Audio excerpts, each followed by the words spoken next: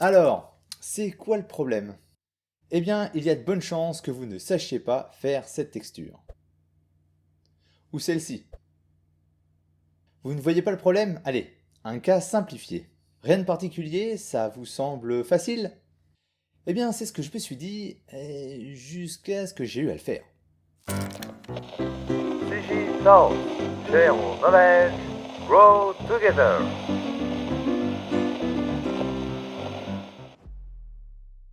Reprenons l'exemple simplifié pour cerner le problème. Voici ce qu'il faut voir. Deux matériaux assignés à des parties différentes de la géométrie. Jusque-là, vous allez me dire, ouais bah Rudy, c'est facile, hein, on fait deux slots de matériaux, chaque slot est assigné à une partie de la géométrie et basta quoi. Oui, oui, oui, bien sûr, oui. Ouais, c'est ce que je me suis dit aussi, hein, c'est ce que j'ai commencé à faire. Et jusqu'à ce que j'ai eu besoin d'ajouter un troisième matériau qui chevauche les deux précédents. J'ai commencé par bugger avant de trouver une solution élégante qui a donné naissance à une nouvelle fonctionnalité dans Materializer.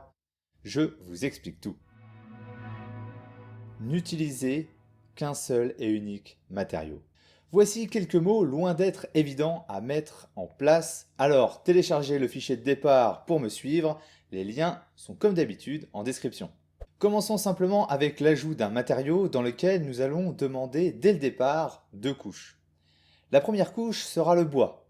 Allez simplement chercher le motif bois dans le panneau latéral et connecter les entrées couleur et normale.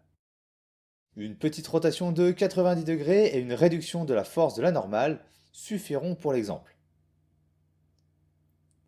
La deuxième couche, c'est notre matériau métallique. Le problème à résoudre est alors la création d'un masque permettant de le délimiter.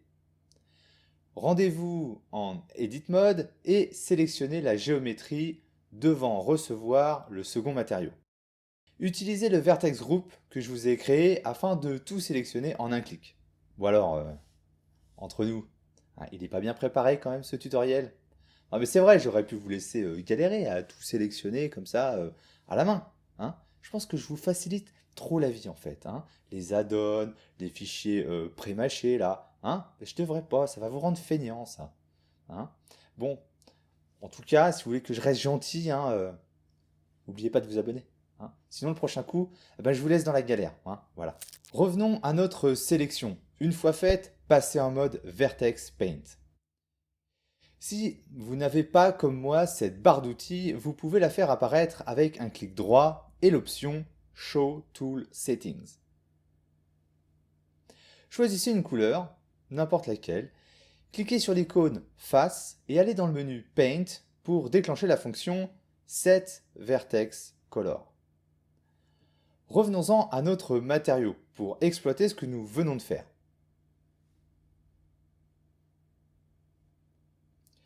Appuyez sur la touche F pour demander la node Color Mask. Cette node va produire un masque blanc en recherchant la couleur de référence dans les couleurs de la première entrée. Utilisons la node Color Attribute pour récupérer le résultat du Vertex Paint que nous venons de réaliser. Et on peut voir qu'en effet, en observant la sortie Color de cette node, nous retrouvons le rouge que nous avions assigné à une partie de la géométrie. Rouge que je vais utiliser comme couleur de référence pour produire mon masque. La sortie est pour le moment noire car la couleur récupérée depuis le viewport n'est pas exactement celle que nous avions mis et ça, c'est à cause du profil colorimétrique du viewport qui transforme un peu les couleurs. Utilisez le slider jusqu'à ce que le masque apparaisse et connectez la sortie au Mix Layers. Et c'est à partir de maintenant que la magie va pouvoir opérer et que nous allons pouvoir réaliser ce qui était alors impossible auparavant. Nous allons pouvoir ajouter des éléments qui vont venir chevaucher les deux précédents de manière continue et commençons tout de suite par une démonstration utilisant un décal. Après avoir ajouté un nouveau Mix Layers et un nouveau Layer, j'ajoute un décal et vous pouvez voir que nous réussissons là, quelque chose qui aurait été bien plus compliqué à faire avec deux slots de matériaux. Allons plus loin et ajoutons de la saleté dans les cavités. vous allez voir le niveau d'intrication des matériaux que nous pouvons obtenir. Une nouvelle couche basée sur l'utilisation de la note Rust, utilisant un masque cavité et une texture GrungeCat, nous donne un premier résultat intéressant. Mais on ne va pas s'arrêter en si bon chemin. Ah ben non, pas sur cette chaîne. Alors, je vous propose de regarder comment vous pouvez rendre vos matériaux encore plus intéressants en mixant les masques entre eux. Comprenez bien que le niveau d'intrication et d'interaction des matériaux entre eux est un élément clé de la crédibilité de votre texture. C'est ce qui fait très vite la différence entre un bon et un très bon texturage d'objets.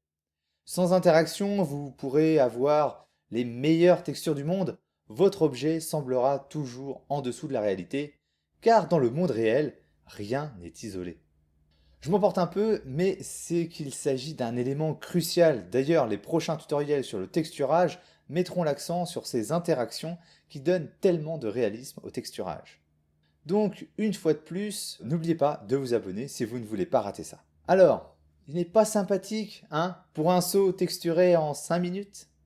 Eh bien, si, il est sympathique, hein, et en même temps, c'est mon tutoriel, donc je vais pas je vais pas dire le contraire.